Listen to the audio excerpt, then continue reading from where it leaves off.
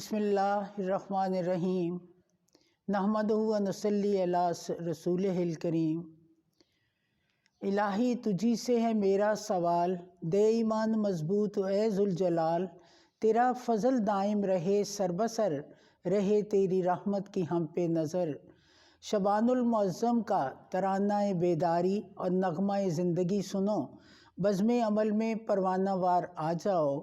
انسان کی حالت کچھ اس قسم کی ہوتی ہے کہ وہ نیکی کی طرف کم جھکتا ہے اور برائی کے کاموں میں ہمیشہ سرگرم رہتا ہے۔ زیادہ تعداد ایسے انسانوں کی ہے جو اپنی عمر گرام مایہ کا اکثر حصہ گناہ گاریوں اور غفلتوں میں بسر کرتے ہیں۔ اللہ تعالیٰ کا یہ کس قدر احسان ہے کہ اس نے اپنے عصیاں شار گناہ گار لوگوں کی ہدایت و اصلاح اور حصول سعادت کے لیے کچھ ایام، کچھ راتیں، کچھ مہینے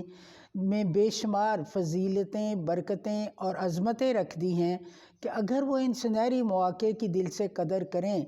اور ان ایام اور راتوں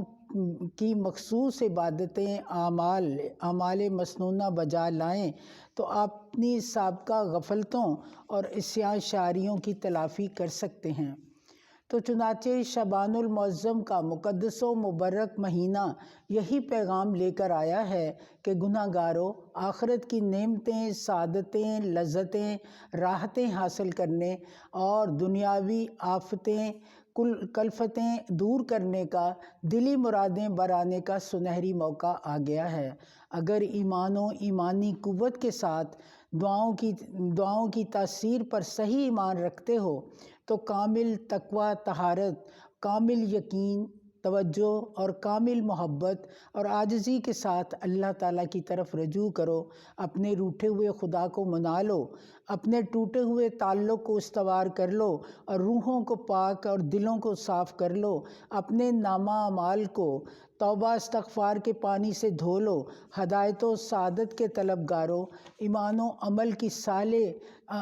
عمل صالح کی دولتوں سے مالا مال ہونا چاہتے ہو تو دل و دماغ کی تاریکی کو دور کرنا، اعمال و افکار کے صحیح راستے پر گامزن ہونا،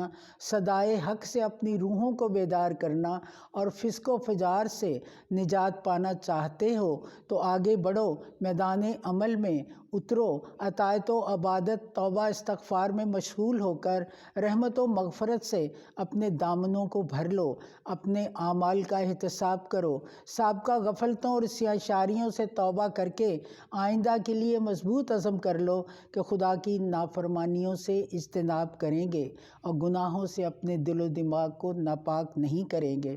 اس ماہ مبارک میں 15ویں شب جو شب برات کہلاتی ہے، اس رات کو لیلۃ البریت یعنی گناہوں سے بری ہونے کی رات بھی کہا جاتا ہے۔ اللہ تعالیٰ نے اس رات کو بڑی فضیلت بخشی ہے۔ یہ رات اپنے دامن میں خدا کی ہزاروں رحمتیں، برکتیں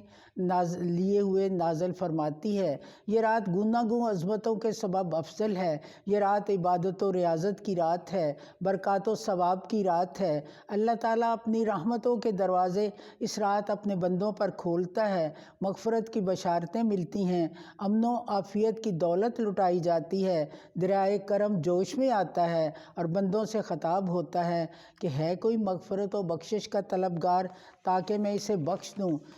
ہے اور مصیبت زدہ جسے میں تندرستی اور عافیت دوں، کوئی رزق کا متلاشی ہے تاکہ میں اسے رزق دوں۔ تو شبان المعظم کا مہینہ وہ مقدس مہینہ ہے جس کے بارے میں حبیب پاک صلی اللہ علیہ وسلم کا ارشاد مبارک ہے کہ شعبان میرا مہینہ ہے اور رمضان اللہ تعالیٰ کا مہینہ ہے۔ شعبان وہ بابرکت مہینہ ہے جس کی تقدیس و عظمت کے افکار سے کتب و احادیث لبریز ہیں۔ رمضان کے پاس سب سے زیادہ روزے آپ اسی مہینہ میں رکھا کرتے تھے۔ رمضان کے بعد سب سے زیادہ عبادت آپ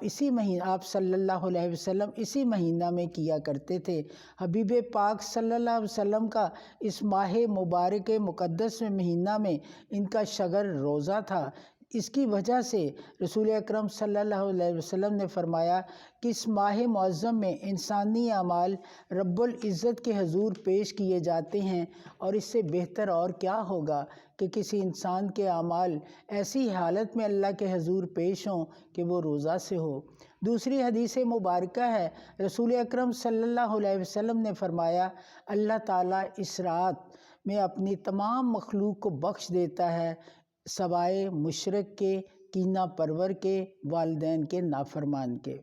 تو خصوصی طور پر شب برات میں عبادت کر کے اس کی برکات و فیوز سے بہرہ ور ہونا اور اللہ تعالیٰ سے مغفرت کی دعائیں مانگنا ایک اچھا اور مستحسن فعل ہے، جس کے کرنے سے نہ صرف ثواب ملتا ہے بلکہ آخرت بھی سنور جاتی ہے۔ تو اس رات میں رب کریم کی بارگاہ میں حاضری دے کر سکون قلب، بالیدگی روح کی